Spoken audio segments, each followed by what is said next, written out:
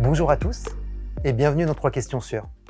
Même si elle n'est pas légalement obligatoire, une pause déjeuner est organisée dans la quasi-totalité des entreprises et constitue alors tant un droit qu'une obligation pour le salarié. Mais quelles sont les règles en la matière? C'est ce que nous allons évoquer en répondant à 3 des questions que vous nous avez posées.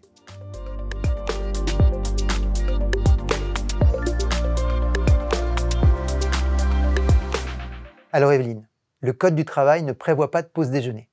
Il prévoit seulement que le salarié doit bénéficier d'une pause de 20 minutes consécutives après 6 heures de travail continu ou non, ou s'il est mineur, d'une pause de 30 minutes consécutives après 4h30 de travail. C'est à l'employeur de prouver que les temps de pause sont bien respectés.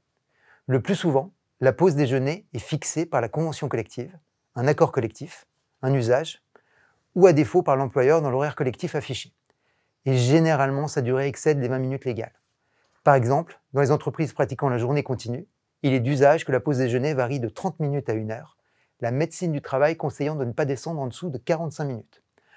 En cas d'horaire variable, où la pause est prise pendant une plage horaire définie, par exemple de 12h à 14h, l'administration préconise une pause déjeuner de 45 minutes minimum.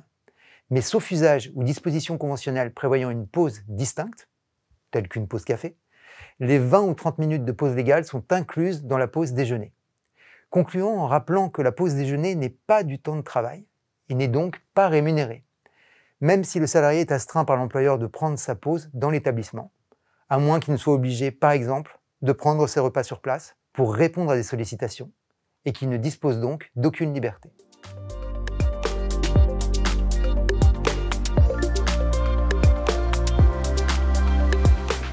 Absolument, Fabienne. L'employeur ne doit pas laisser les travailleurs prendre leur repas dans les locaux affectés au travail, par exemple dans leur bureau, mais il doit aussi leur fournir un lieu pour déjeuner, dont la configuration dépend en fait de la taille de l'entreprise.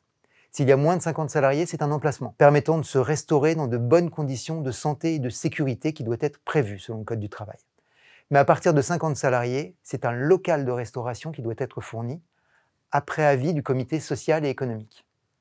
Le Code du travail n'impose pas de superficie minimale pour ce local, mais il précise qu'il doit être doté de certains équipements et qu'il doit permettre l'accès et l'évacuation des personnes handicapées. Dans tous les cas, l'employeur doit veiller après chaque repas au nettoyage du lieu fourni et de ses équipements. Précisons qu'une compensation financière ne peut pas dispenser l'employeur de cette obligation de fournir un lieu dédié au repas, mais que l'administration tolère que l'employeur qui décide de fournir des tickets restaurants à ses salariés soit dispensé de fournir un local de restauration à 3 conditions.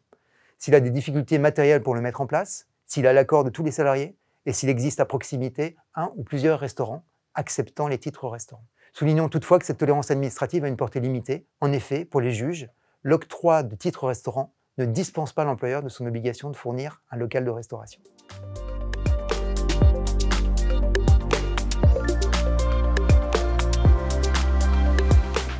Rappelons tout d'abord qu'une cantine ou restaurant d'entreprise est un local géré par l'employeur ou le comité social et économique, dans lequel des repas sont servis aux salariés qui en payent tout ou partie, et que sa mise en place est purement facultative. Mais cette mise en place peut dispenser l'employeur d'une obligation conventionnelle de proposer des tickets restaurants. Elle a donc un intérêt pratique. Mais revenons à la question de Caroline. La fourniture de repas à la cantine, moyennant une participation des salariés, constitue en principe un avantage en nature, et il est donc soumis à cotisation sociale. Pour un montant évalué à la différence entre l'avantage en nature, nourriture, dont la valeur fixée en 2025 est de 5,45 € par repas, hors hôtel, café, restaurant, et le montant de la participation personnelle du salarié. Toutefois, par tolérance de l'URSSAF, le coût du repas sera totalement exonéré de cotisation lorsque la participation du salarié sera au moins égale à 50% de l'avantage en nature repas. Donc par exemple, si un salarié paye en 2025 3 € de son repas à la cantine. Notons que pour les juges, les suppléments boissons, de type vin ou soda, ne seront pas pris en compte dans cette participation du salarié. Ajoutons enfin que cette tolérance s'applique dans les mêmes conditions pour le télétravailleur, à savoir quand sa participation au coût du repas et des éventuels frais de livraison sera au moins égale à 50% du forfait nourriture. Notre 3QS touche à sa fin.